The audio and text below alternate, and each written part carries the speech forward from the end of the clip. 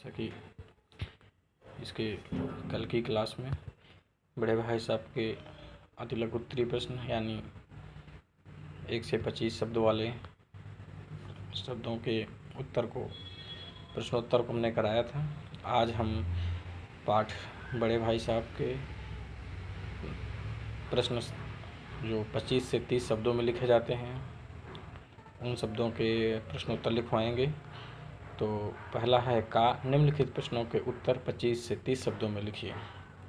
पहला ही प्रश्न है, छोटे भाई ने अपनी पढ़ाई का टाइम टेबल बनाते समय क्या क्या सोचा और फिर उसका पालन क्यों नहीं कर पाया। यानी जो टाइम टेबल बनाता था वो टाइम टेबल का पालन वो क्यों नहीं कर पाता था जब बनाता था। तो छोटे भाई ने अधिक मन लगाकर पढ़ने का निश्चय कर टाइम टेबल बनाया, यानी अधिक मन लगाएगा पढ़ेगा, इसलिए उसने टाइम टेबल को बनाया था जिसमें खेल कूद के लिए कोई स्थान नहीं था। यानी खेल कूद गेम के लिए कोई टाइम नहीं दिया। पढ़ाई का टाइम टेबल बनाते समय उसने यह सोचा कि टाइम टेबल बना लेना एक बात है, यानी रूटीन बना लेना एक बात है और बनाए गए टाइम टेबल पर अमल करना दूसरी बात है। यानी उसकी अमल करना मतलब ओबे करना, उसका पालन करना अलग बात है।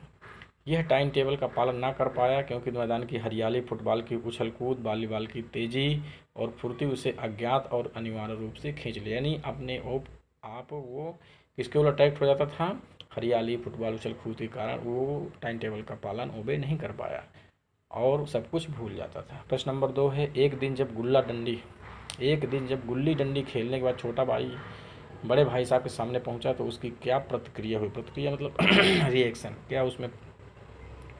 क्या उसके जो वजह है, क्या कार्य उसने किया। छोटा भाई दिन भर गुल्ली डंडा खेलकर बड़े भाई साहब के सामने पहुंचा। गुल्ली डंडा एक गेम का नाम है जो एक डंडा के साथ खेला जाता है। तो बड़े भाई साहब ने गुस्से में उसे खूब लताड़ा मतलब उसको अपमानित किया, यानी उसका सम्मान नहीं किया बल्कि उसको असम्मान किया, यानी अपमानित किया, अपमान महसूस किया। उसे घमंडी कहा, यानी जो और सर्वनाश होने का डर दिखाया। सर्वनाश यानी पूर्ण तरह से आपका नष्ट हो जाना।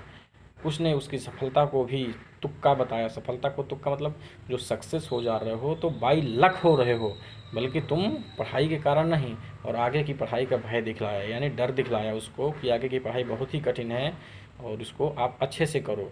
क्यों? क्योंकि खुद कहता था ना कि मैं 2 घंटे 3 घंटे 4 घंटे यानी पूरे मैं समय से पढ़ाई करता हूँ, लेकिन एक ही क्लास को पास करने में मैं क्या करता हूँ कि 1 से 2 वर्ष तक मुझे लग जाते हैं। तो इस तरह से वो उसका भय दिखाने लगा। प्रश्न नंबर 3 है, बड़े भाई साहब को अपने मन की इच्छाएं क्यों दबानी पड़ती थी। जो बड़ा भाई था वो जो उसके मन में जो विचार आते थे उसको दबाना पड़ता था। बड़े भाई साहब बड़े होने के नाते ही चाहते और कोशिश करते थे कि जो कुछ भी करें वह छोटे भाई के लिए एक उदाहरण का काम करे। यानी बड़ा भाई साहब ये सोचता था कि मैं जो भी कार्य करूं वह कार्य को देख करके ही मेरा छोटा भाई मेरे जैसे कार्य करे। यानी यदि मैं कोई गलत कार्य करूंगा तो मेरे छोटे भाई भी वही गलत कार्य करेंगे। इसलिए बड़े भाई हमेशा क्या सोचते थे कि मैं कोई अच्छा कार्य करूं। तो ये उसके लिए उदाहरण यानी एक एग्जाम्पल की तहत, यानी फॉर एग्जाम्पल, यानी बड़े भाई ने जो काम किया है वही काम छोटा भाई करेगा, इसलिए वो बड़ा भाई अच्छा काम करता था। तो उन्हें अपने नैतिक कर्तव्य का बोध था। नैतिक कर्तव्य यानी मोरल, उसको मोरल का उनके जो है बोध था, यानी जानकारी थी उसकी कि स्वयं अनुशासित रह कर ही वे भाई को अनुशासन में रख पाएंगे। यानी बड़े भाई ये सोचते थे कि जब मैं खुद डिसिप्लिन में रहूँगा तभी मेरा छोटा भाई भी डिसिप्लिन रहेगा। यदि मैं इनडिसिप्लिन कार्य करूँगा तो मेरा छोटा भाई भी इनडिसिप्लिन करेगा। क्यों? क्योंकि यदि मैं इनडिसिप्लिन रहा तो मैं अपने से छोटे वाले को डिसिप्लिन में कैसे रख पाऊँगा। इस आदर्श तथा गरिमामयी स्थिति को बनाए रखने के लिए उन्हें अपने मन की इच्छाएं दबानी पड़ती थी। तो इसलिए उसे अपने मन की इच्छाएं को दबानी पड़ती थी। क्यों? क्योंकि जो